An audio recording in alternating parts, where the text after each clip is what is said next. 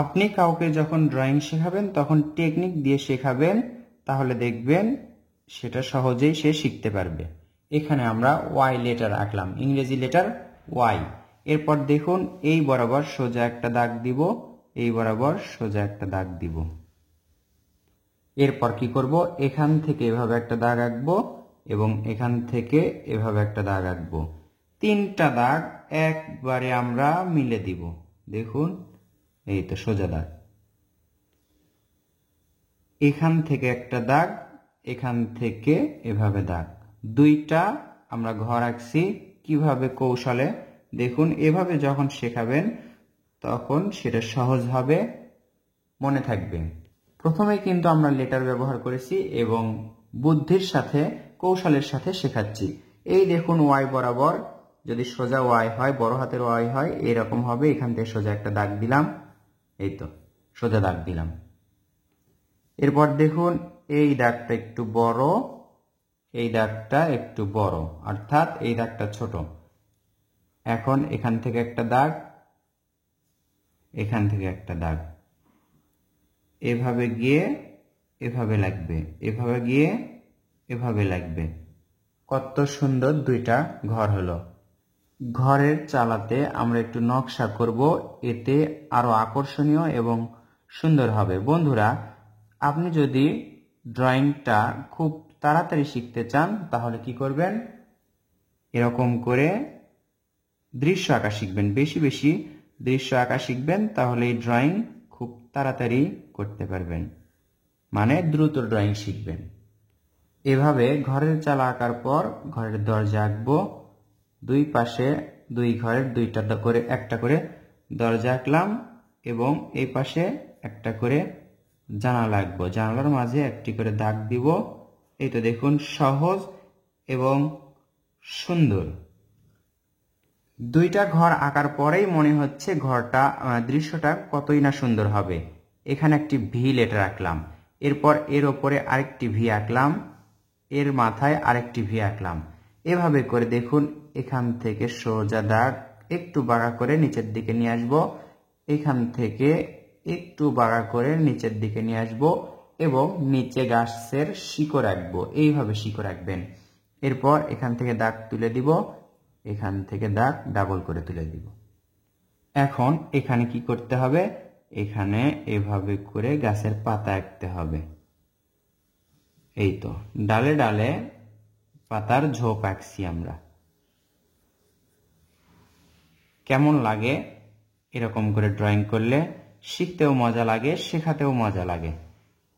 আপনি যখন আপনার ছাত্রকে বা সোনামণিদেরকে শেখাবেন, এভাবে কৌশলে শেখাবেন। ছবি আঁকতে তো সবাই পারে, কিন্তু শেখাতে পারে কয়জন? দৃশ্য আঁকাকে আমরা কঠিন করব না, সহজভাবে করার চেষ্টা করব, যাতে করে আঁকা যায় এবং পরবর্তীতে সহজেই রং করা যায়। এভাবে করে আমরা কি আঁকবো দেখুন, এটা একবারে সহজ টেকনিক। সুন্দর এবং সহজ গাছ আঁকতে কলা গাছ আঁকুন। গ্রামে কিন্তু কলা গাছ সচরাচর দেখা যায় এবং এটা আঁকা অনেক সহজ, এজন্য আমরা কলা গাছটাই বেছে নিয়েছি। এটা সহজেই আঁকা যায়। এই তো আর একটু যদি গাছ আঁকা যায় কেমন হয়, এখানে দেখুন ডাল আঁকছি, একটা ডাল আঁকলাম, এখানে আরেকটা ডাল আঁকবো আমরা। এরপর এখানে দেখুন এভাবে করে গাছের পাতা আঁকবো, তাহলে কিন্তু সুন্দর হয়। এই যে এই ফাঁকাটা দেখতে পাচ্ছেন, এখানে আমরা একটি পানির কূপ আঁকবো, নলকূপ এবং কূপ আলাদা, কিন্তু এটা গ্রামের পরিবেশে দেখা যায়।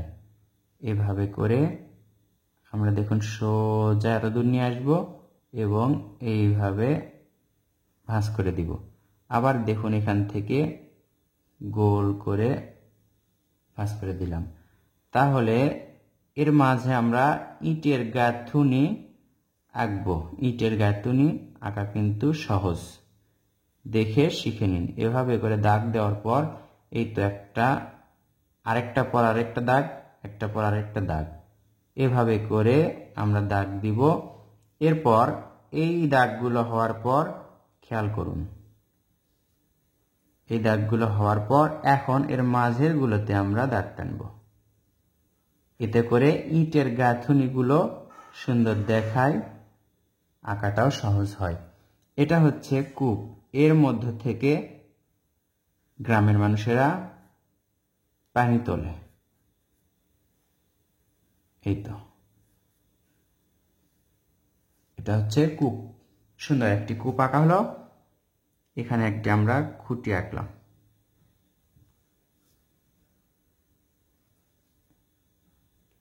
এখন একটা দাগ বাকি আছে, এই দাগটা দেওয়া অনেক সহজ। এই তো সোজা দাগ এই বরাবর হবে।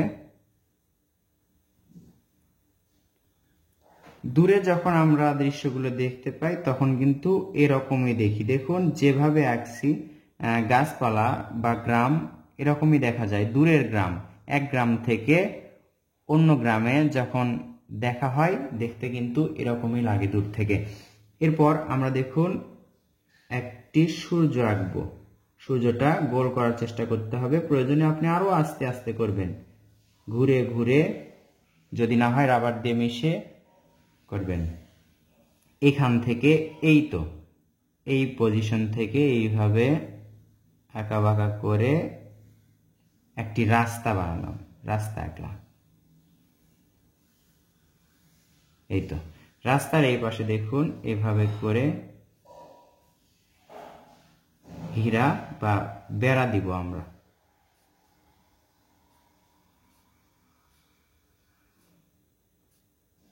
আমি যেভাবে দাগ দিচ্ছি এভাবে দিবেন, এভাবে বেড়া দেওয়ার পর এখান থেকে এই তো দেখুন আমি যেভাবে ঘুরাচ্ছি এভাবে ঘুরে নিয়ে আসবেন, তাহলে দেখুন বেড়াটা অনেক সহজ হবে। এর উপরে আরেকটা দাগ দেওয়া যায়।